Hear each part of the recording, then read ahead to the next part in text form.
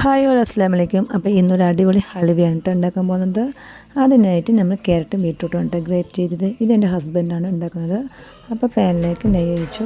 അതിലേക്ക് കാഷ്യൂനട്ടും ബദാമും കൂടി ഒന്ന് കട്ട് ചെയ്ത് ഒന്ന് റോസ്റ്റ് ചെയ്തിട്ടുണ്ടായിരുന്നു കേട്ടോ.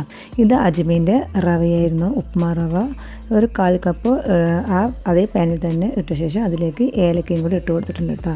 ഇതെൻ്റെ ഹസ്ബൻഡിൻ്റെ സ്പെഷ്യലാണ്. അപ്പോൾ റവയും കൂടി റോസ്റ്റ് ചെയ്ത ശേഷം അതിലേക്ക് കുറച്ചും കൂടി നെയ്യ് ആഡ് ചെയ്തിട്ടുണ്ട് കേട്ടോ. 6 kg നെയ്യാണ് ആഡ് ചെയ്തത്. എന്നിട്ട് നമ്മൾ ഗ്രേറ്റ് ചെയ്ത് വെച്ച് ക്യാരറ്റും ബീട്രൂട്ടും കൂടി ഇട്ട് കൊടുത്ത ശേഷം അതിലേക്ക് ഷുഗർ കൂടി ആഡ് ചെയ്ത് കൊടുത്തിട്ടുണ്ട്. എന്നിട്ട് ആവശ്യത്തിനുള്ള പാലും കൂടി ഒഴിച്ച് കൊടുക്കുക.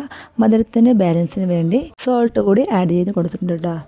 എല്ലാം കൂടി മിക്സ് ചെയ്ത് ഒന്ന് അടക്കുക കേട്ടോ. അതിനുശേഷം ഇതിലേക്ക് നമ്മൾ ആങ്കറിൻ്റെ മിൽക്ക് പൗഡർ കൂടി ആഡ് ചെയ്ത് കൊടുത്തിട്ടുണ്ട്. ഇതാണ് ഇതിൻ്റെ ഹൈലൈറ്റ്.